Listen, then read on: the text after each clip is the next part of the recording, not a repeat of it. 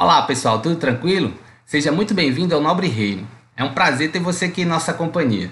Pois bem, no vídeo que eu vou apresentar agora, a gente vai revisitar a Blue Marble, tá certo? E eu vou mostrar a incongruência da ideia ficcional, né, que a NASA impõe para as pessoas no mundo inteiro de que vivemos em uma bolinha azul girando pelo céu.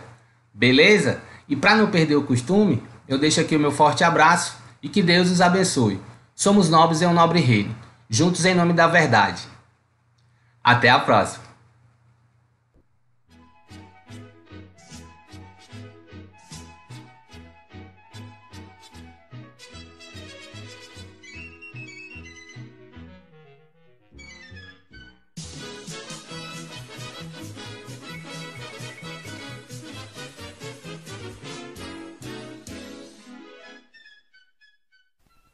Hey, what's up guys? Gotta love the Stooges, and I think the music is perfect for what we are watching here.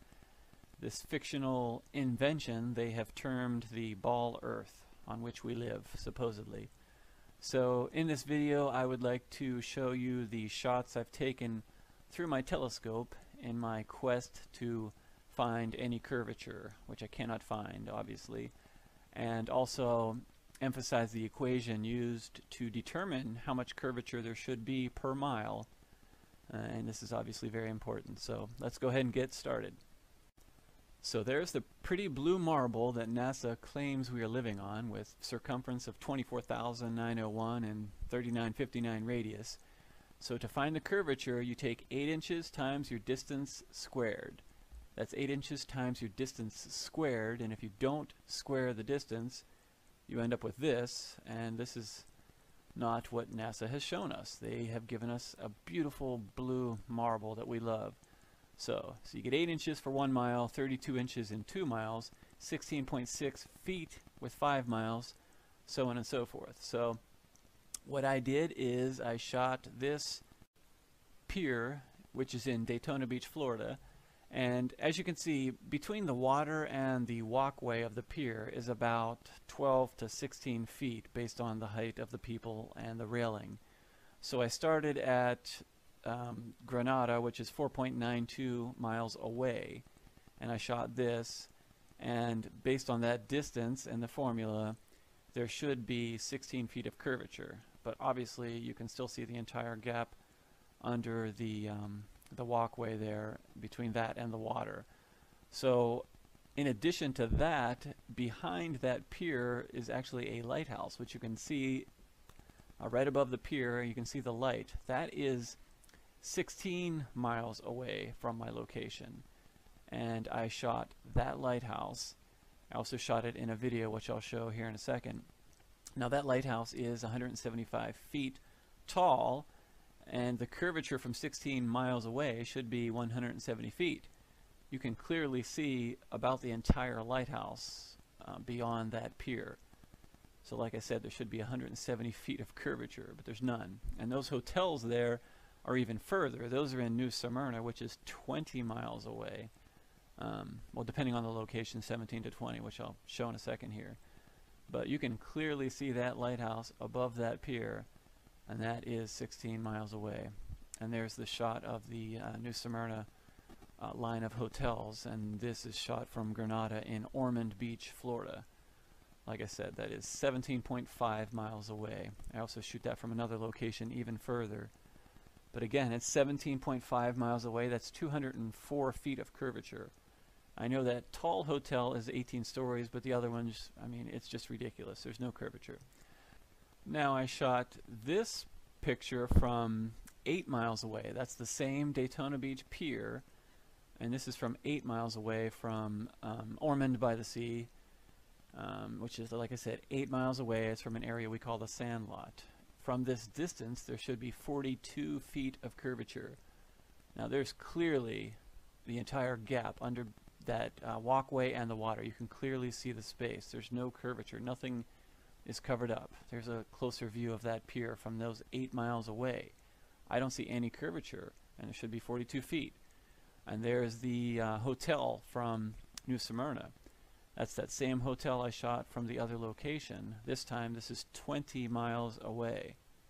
From 20 miles, there should be 266 feet of curvature. And I know that hotel is about 18 stories. It's not even close. And you can pretty much see the entire hotel, even in this shot. So, I mean, from these shots, it's pretty obvious there's no detectable curvature.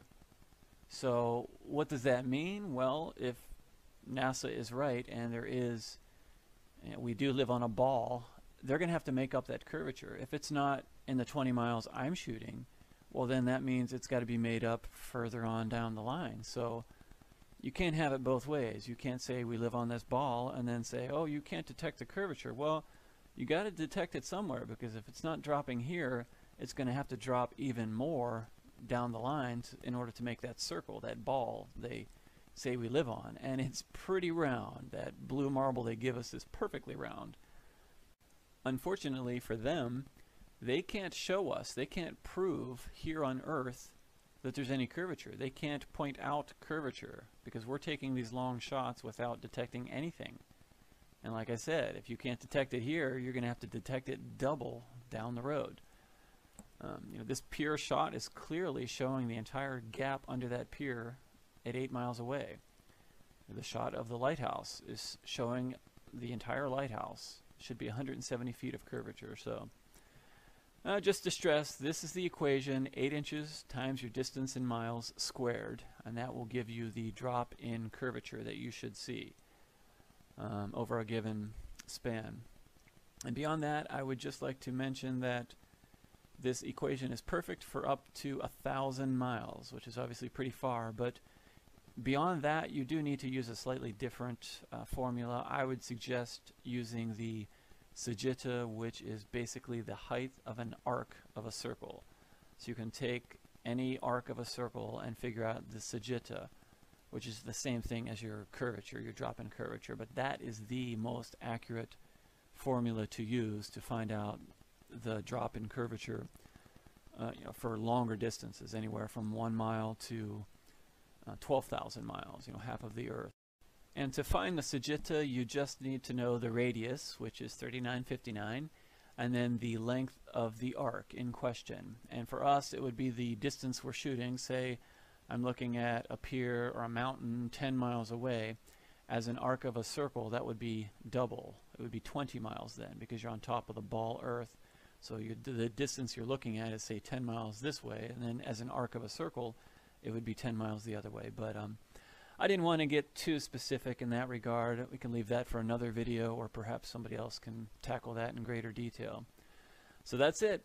The results are no detectable curvature, and as far as we can tell, everything is flat as a pancake. There she is, the blue marble in all her glory, the most widely used image of the Earth. This image has been used over and over and over again for decades. In my opinion, it's one of the most realistic looking images of the Earth from space. Now, NASA claims they don't have very many authentic photos from space, but they claim this one is authentic. They say the photograph was taken by astronauts on December 7th, 1972 at 5:30 a.m. Eastern Standard Time. It is one of the most widely distributed photographic images in existence. The image is one of the few to show an almost fully illuminated Earth disk. Earth disk? That's an interesting choice of words.